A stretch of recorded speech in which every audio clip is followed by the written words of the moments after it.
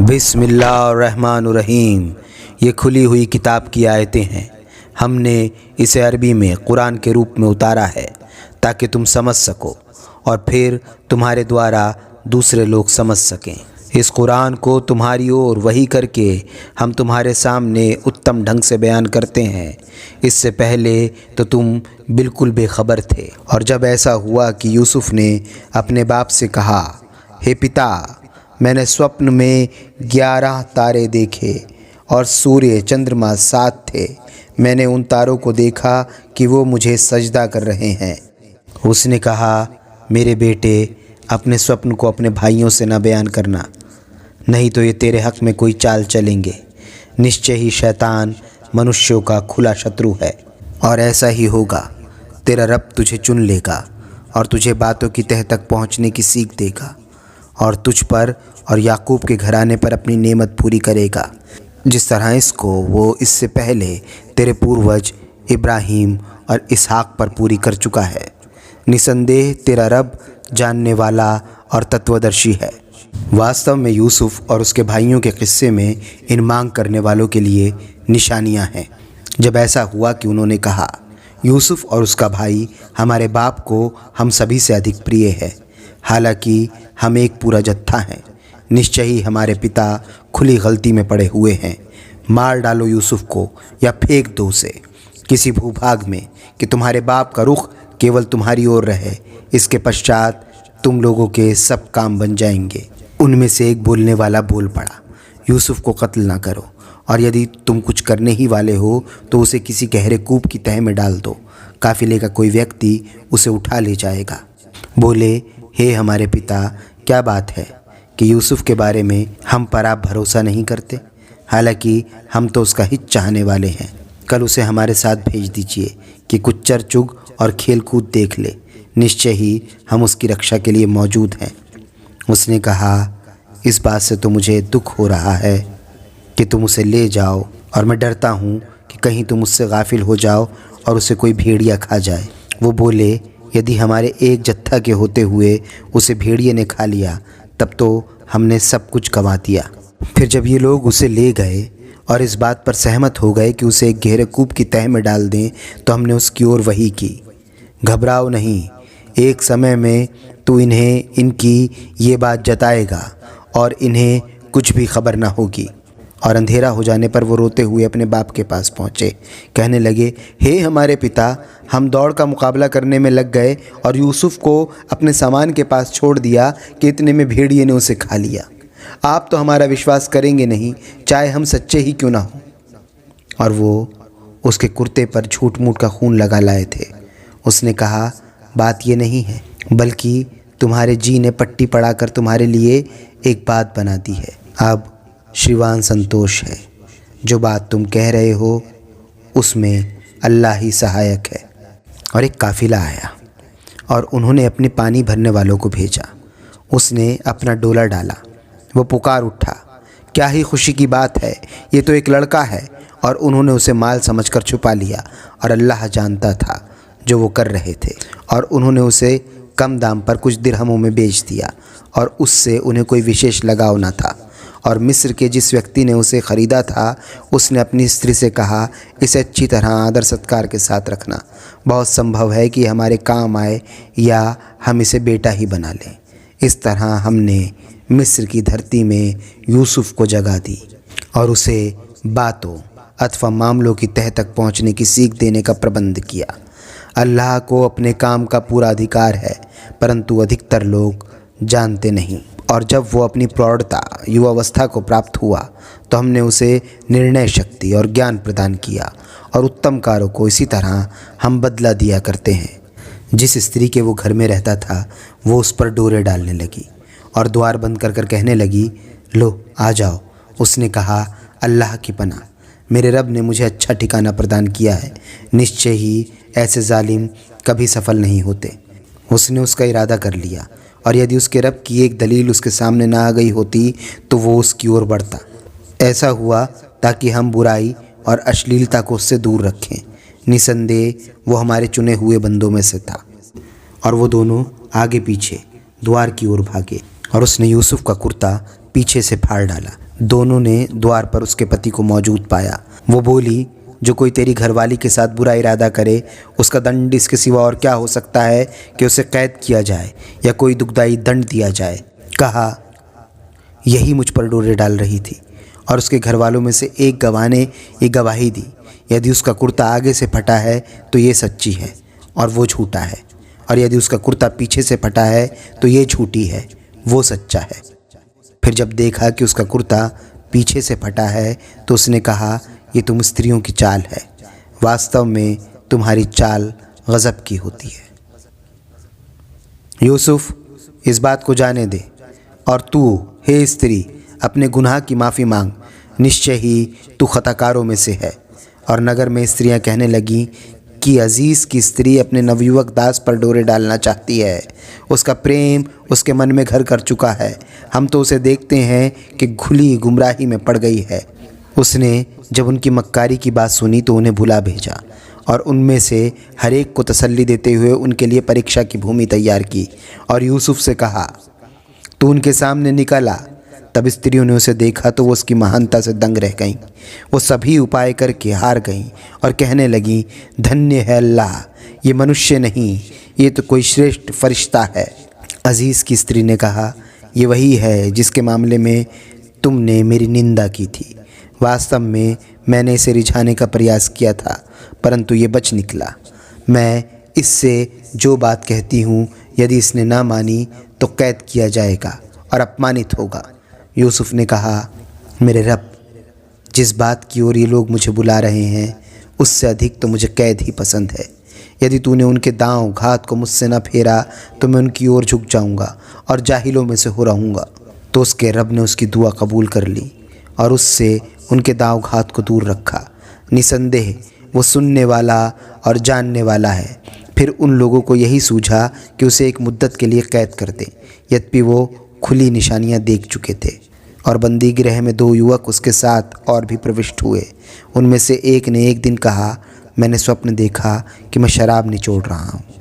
और दूसरे ने कहा, मैंने देखा कि अपने सिर पर रोटियां लिए हुए हूँ, चिड़ियाँ उसे खा रही हैं। हमें इसका अर्थ बता दीजिए, हमें तो आप उत्तम कारों में से जान पड़ते हैं। यूसुफ ने कहा, जो भोजन तुम्हें मिला करता है वो तुम्हारे पास भी नहीं आ पाएगा। मैं उसके आने से पहले ही तुम्हें इसका अर्थ बता दूंगा। ये उन बातों में से है जिनकी शिक्षा मुझे मेरे रब ने दी है। मैंने तो उन लोगों का पंथ छोड़ दिया जो अल्लाह पर ईमान नहीं रखते और आखिरत का वो इनकार करते हैं। मैंने अपने पूर्वज इब्राहीम और इसहाक और याकूब का पंथ अपनाया है। हमारे लिए उचित नहीं कि किसी चीज़ को अल्लाह का सहभागी ठहराएं। ये हम पर और लोगों पर अल्लाह का अनुग्रह है, परंतु अधिकतर लोग कृतज्ञता नहीं दिखलाते। हे कैद खाने के मेरे दोनों साथियों, क्या अनेक रब अच्छे हैं या अकेला अल्लाह जो प्रभुत्वशाली है? तुम उसके सिवा जिसकी इबादत करते हो वो इसके अतिरिक्त और कुछ नहीं कि निरे नाम है जो तुमने और तुम्हारे पूर्वजों ने रख लिए हैं। अल्लाह ने उनके लिए कोई सनद नहीं उतारी। हुक्म, शासन अधिकार तो बस अल्लाह का है। उसने हुक्म दिया है कि उसके सिवा किसी की इबादत ना करो। यही सही और सीधा दीन धर्म है, परंतु अधिकतर लोग नहीं जानते। हे कैद खाने के मेरे दोनों साथियों, तुम में से एक तो अपने स्वामी को शराब पिलाएगा, रहा दूसरा तो उसे सूली पर चढ़ा दिया जाएगा और चिड़ियाँ उसका सिर खाएंगी। उसका फैसला हो चुका जिसके बारे में तुम दोनों मुझसे पूछ रहे थे। और उन दोनों में से जिसके बारे में समझा था कि वो रिहा हो जाएगा, उससे कहा, अपने स्वामी से मेरी चर्चा करना।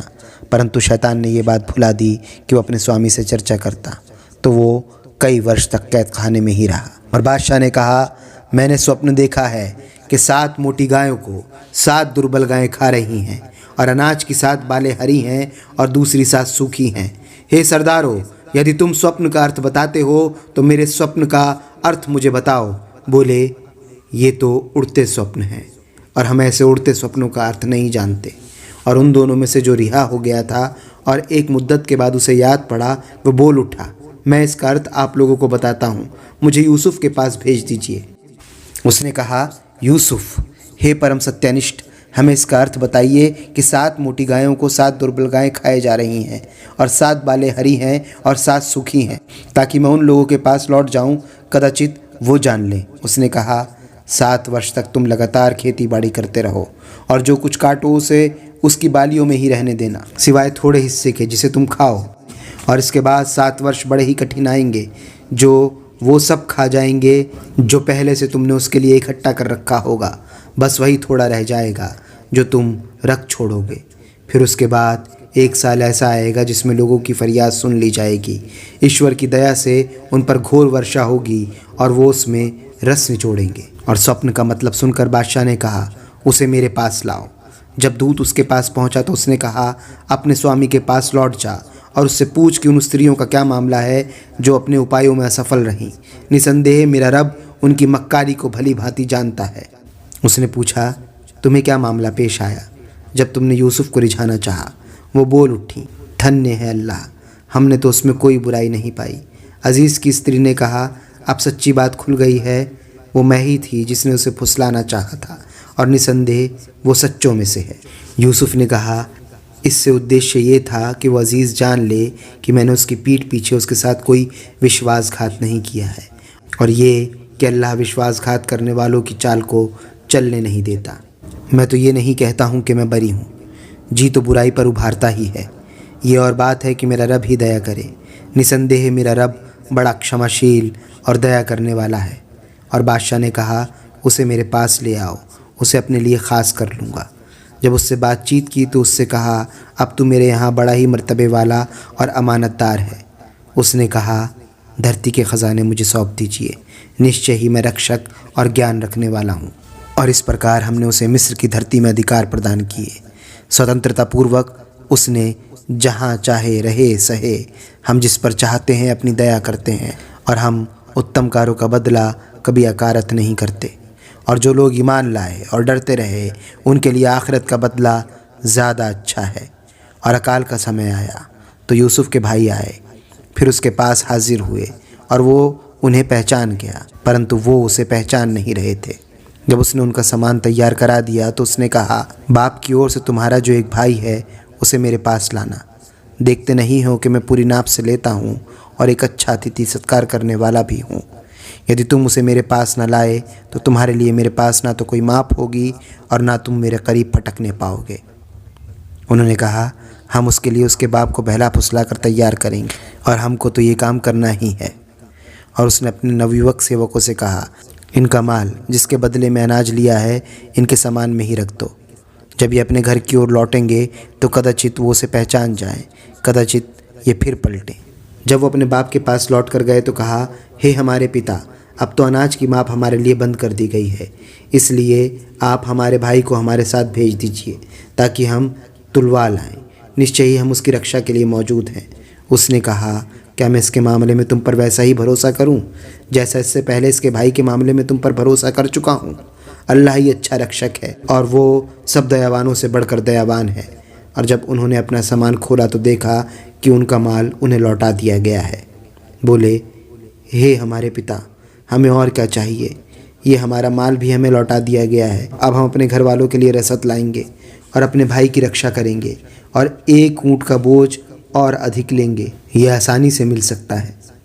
उसने कहा, मैं उसे तुम्हारे साथ कदापि नहीं भेज सकता जब तक कि तुम अल्लाह के नाम से मुझे पक्का वचन न दो कि उसे मेरे पास अवश्य ले आओगे। हाँ, यदि कहीं तुम घेर लिए जाओ तो दूसरी बात है। जब उसे उन्होंने अपना वचन दे दिया तो उससे कहा, हम जो कुछ कह रहे हैं इस पर अल्लाह निगहबान है। और उसने कहा, मेरे बच्चों, मिस्र पहुंचकर एक ही दरवाजे से प्रवेश न करना बल्कि विभिन्न दरवाज़ों से प्रवेश करना, और मैं तुम्हें अल्लाह के मुकाबले में किसी चीज़ से नहीं बचा सकता। हुक्म तो अल्लाह का ही चलता है और उसी पर मेरा भरोसा है, और भरोसा करने वालों को उसी पर भरोसा करना चाहिए। जब उन्होंने नगर में प्रवेश किया जैसा कि उनके पिता ने उन्हें हुक्म दिया था, तो ये चीज़ अल्लाह के मुकाबले में कुछ भी उनके काम आने वाली न थी। बस याकूब के जी की एक इच्छा थी जिसे उसने पूरा कर लिया। निश्चय ही वो ज्ञान वाला था, इसलिए कि हमने उसे ज्ञान दिया था, परंतु अधिकतर लोग ये नहीं जानते। और ये लोग यूसुफ के पास हाजिर हुए तो उसने अपने भाई बिन्यामीन को अपने पास ठहराया और कहा, निश्चय ही मैं तेरा भाई हूँ, तो जो कुछ ये लोग करते हैं उससे जी न तोड़। तो जब उनका सामान तैयार करा दिया तो अपने भाई की खुरजी में पानी पीने का बर्तन रख दिया, और फिर पुकारने वालों ने पुकार कर कहा, हे काफिले वालों, तुम लोग निश्चय ही चोर हो। वो उनकी ओर पलटते हुए बोले, तुम्हारी क्या चीज़ खो गई है? बोले, बादशाह का पैमाना हमें नहीं मिल रहा। जो व्यक्ति उसे ला दे उसे 1 ऊँट का बोझ अनाज इनाम में मिलेगा और मैं इसका जिम्मेदार हूँ। वो बोले, अल्लाह की कसम, तुम्हें मालूम है कि हम इसलिए नहीं आए कि देश में बिगाड़ पैदा करें, और न हम चोर हैं। उन्होंने कहा, यदि तुम झूठे निकले तो उस चोर की सज़ा क्या है? वो बोले, उसकी सज़ा जिसकी खुर्जी में वो निकले वहीं उसका बदला ठहराया जाए। हम जालिमों को इसी तरह दंड देते हैं। फिर उसके भाई की खुर्जी से पहले उनकी खुर्जियों से तलाश करना शुरू किया। फिर उसके भाई बिन्यामीन की खुर्जी से उसे निकाल लिया। इस तरह हमने यूसुफ के लिए उपाय किया। वो बादशाह के कानून से अपने भाई को हासिल नहीं कर सकता था। ये और बात है कि अल्लाह ऐसा चाहता है।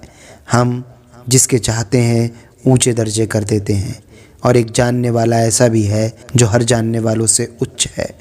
उन्होंने कहा, यदि ये चोरी करता है तो इससे पहले इसका एक भाई भी चोरी कर चुका है। यूसुफ ने इसे अपने जी ही में रखा और इसे उन पर जाहिर नहीं किया। कहा, तुम लोग बड़े ही बुरे हो, और जो कुछ तुम बयान करते हो अल्लाह उसे भली भांति जानता है। उन्होंने कहा, हे अजीज़ अधिकारी पुरुष, इसका बाप बहुत बूढ़ा है, इसकी जगह हम में से किसी को रख लीजिए। हम तो देखते हैं कि आप उत्तम कारों में से हैं। उसने कहा, इस बात से अल्लाह बचाए कि जिसके पास हमने अपना माल पाया उसे छोड़कर किसी और को हम पकड़ लें। यदि हम ऐसा करें तो निश्चय ही हम जालिम होंगे। फिर जब वो उससे निराश हो गए तो विचार विमर्श के लिए अलग हो बैठे। उनमें जो बड़ा था उसने कहा, क्या तुम नहीं जानते कि किस तरह तुम्हारा बाप तुमसे अल्लाह का वचन ले चुका है, और इससे पहले तुम यूसुफ के मामले में कोताही कर चुके हो? तो मैं तो इस जगह से कदापि नहीं जा सकता जब तक कि मेरे पिता मुझे इजाज़त न दे, या अल्लाह ही मेरे हक़ में कोई फ़ैसला न करे, और वो सबसे अच्छा फ़ैसला करने वाला है। तुम अपने बाप के पास पलट जाओ और कहो, हे हमारे पिता, आपके बेटे ने चोरी की है। हमने तो वही बयान किया जो हमें मालूम हो सका है। हम कोई परोक्ष की निगहबानी करने वाले तो हैं नहीं। उस बस्ती से पूछ लीजिए जहाँ हम थे, और उस काफ़िले से भी जिसके साथ हम होकर आए हैं, और निश्चय ही हम सच्चे हैं। बाप से ये बात कही तो उसने कहा, नहीं, बल्कि तुम्हारे जी ने तुम्हें पट्टी पढ़ाकर बात बना दी है, और अब श्रीमान संतोष है। बहुत संभव है कि अल्लाह उन सब को मुझसे मिला दे। वो तो जानने वाला और तत्वदर्शी है। फिर वो उन लोगों की ओर से मुंह फेर कर बैठ गया और कहने लगा, हाय यूसुफ। गम के मारे उसकी दोनों आंखें सफ़ेद पड़ गईं और वो घुटता जा रहा था। कहने लगा, अल्लाह की कसम, आप तो यूसुफ की याद में लगे रहेंगे, यहाँ तक कि अपने आप को भुला देंगे या प्राण ही दे देंगे। उसने कहा, मैं तो अपनी परेशानी और अपने गम की शिकायत अल्लाह ही से करता हूँ, और अल्लाह की ओर से मैं वो कुछ जानता हूँ जो तुम नहीं जानते। मेरे बेटो, जाओ यूसुफ और उसके भाई की टोह लगाओ, और अल्लाह की दयालुता से निराश ना हो। अल्लाह की दयालुता से तो काफिर लोग ही निराश होते हैं। फिर जब ये लोग उसके पास हाजिर हुए तो कहा, हे अजीज़, हम पर और हमारे घर वालों पर बड़ी तकलीफ़ पहुँची है, और हम कुछ साधारण पूंजी लेकर आए हैं, तो आप हमें पूरी नाप से दे दीजिए और हम पर सदका कीजिए। निसंदेह अल्लाह सदका करने वालों को बदला देता है। उसने कहा, तुम्हें यह भी मालूम है कि तुमने यूसुफ और उसके भाई के साथ क्या किया था जब तुम नादान थे? वो बोल पड़े, क्या यूसुफ तुम ही हो? उसने कहा, मैं ही यूसुफ हूँ, और ये बिन्यामीन मेरा भाई है। अल्लाह ने हम पर एक बड़ा एहसान किया है। सच तो ये है कि जो कोई डर रखता है और धैर्य से काम लेता है तो अल्लाह ऐसे उत्तम कारों का बदला अकारत नहीं करता। उन्होंने कहा, अल्लाह की कसम, तुम्हें अल्लाह ने हमारे मुकाबले में पसंद किया, और निश्चय ही खताकार हम ही थे। उसने कहा, आज तुम्हारी कोई पकड़ नहीं, अल्लाह तुम्हें क्षमा करे। वो सब दया करने वालों से बढ़कर दया करने वाला है। ये मेरा कुर्ता लेकर जाओ, इसे मेरे बाप के मुंह पर डाल दो, वो देखने लगेंगे, और अपने सब घर वालों को मेरे पास ले आओ। जब काफिला चला तो उनके बाप ने कहा, यदि तुम मुझे सठियाया हुआ ना समझो तो मुझे यूसुफ की महक आ रही है। लोग बोले, अल्लाह की कसम, आप तो अभी तक अपने पुराने भ्रम में पड़े हुए हो। फिर जब शुभ सूचना देने वाला आया तो उसने उस कुर्ते को उसके मुंह पर डाल दिया, तो वो देखने लग गया। उसने कहा, क्या मैंने तुमसे नहीं कहा था कि मैं अल्लाह की ओर से वो सब कुछ जानता हूँ जो तुम नहीं जानते? वो बोले, हे हमारे पिता, आप हमारे गुनाहों के लिए क्षमा की प्रार्थना कीजिए, हम सचमुच खताकार थे। उसने कहा, मैं अपने रब से तुम्हारे लिए क्षमा की प्रार्थना करूँगा। निसंदेह वो बड़ा क्षमाशील और दया करने वाला है। फिर जब वो यूसुफ के पास पहुँचे तो उसने अपने माता पिता को अपने पास जगा दी और कहा, मिस्र चलो, अल्लाह ने चाहा तो तुम्हारे लिए हर तरह की सलामती है। और मिस्र पहुँचे तो उसने अपने माता पिता को सिंहासन पर बिठाया और सब उसके आगे सजदे में गिर पड़े। उसने कहा, हे पिता, ये मेरे पूर्वकालिक स्वप्न का अर्थ है। मेरे रब ने उसे सच्चा कर दिया। उसने मुझ पर एहसान किया जबकि मुझे कैद से निकाला और आप लोगों को देहात से लाया। यद्यपि शैतान ने मेरे और मेरे भाइयों के बीच उकसाहट डाल दी थी। निसंदेह मेरा रब जो चाहता है उसके लिए उत्तम तदबीर करता है। निसंदेह वो जानने वाला और तत्वदर्शी है। रब, तूने मुझे राज्य प्रदान किया और मुझे बातों की तह तक पहुंचने की सीख दी। आकाशों और धरती के पैदा करने वाले, तू ही दुनिया और आखिरत में मेरा संरक्षक मित्र है। मुझे इस अवस्था में उठा कि मैं मुस्लिम हूँ और मुझे अच्छे लोगों के साथ मिला। हे मोहम्मद, ये यूसुफ का वृतांत परोश की खबरों में से है जिसे हम तुम्हारी ओर वही कर रहे हैं। तुम उनके पास तो नहीं थे जब उन्होंने छिपी तदबीरें करते हुए एक मत होकर अपना फैसला किया। चाहे तुम कितनी ही क्यों ना लालसा करो, अधिकतर लोग ऐसे ही हैं कि वो ईमान ला नहीं सकते। तुम उनसे उनका कोई बदला भी तो नहीं मांगते। ये तो सारे संसार के लिए एक याद दहानी है। आकाशों और धरती में कितनी ही निशानियां हैं जिन पर से इनका गुज़र होता है और ये उन पर कुछ ध्यान नहीं देते। इनमें से अधिकतर लोग अल्लाह पर ईमान भी रखते हैं और इस तरह के शिर्क भी करते हैं। क्या ये निश्चिंत हैं कि अल्लाह की ओर से कोई यातना इन्हें नहीं ढक सकती या अचानक इन पर वो क़यामत की घड़ी नहीं आ सकती जबकि ये बिल्कुल बेखबरी की दशा में पड़े हों? कह दो, मेरा मार्ग तो ये है कि मैं पूरी सूझबूझ के साथ अल्लाह की ओर बुलाता हूँ और जो मेरे अनुयायी हैं वो भी, और अल्लाह महिमावान है और मैं शिर्क करने वालों में से नहीं हूँ। और हे मोहम्मद, तुमसे पहले भी हमने जिन लोगों को पैगंबर बनाकर भेजा है वो सब बस्तियों ही के रहने वाले पुरुष थे और हम उनकी ओर वही भेजते रहे।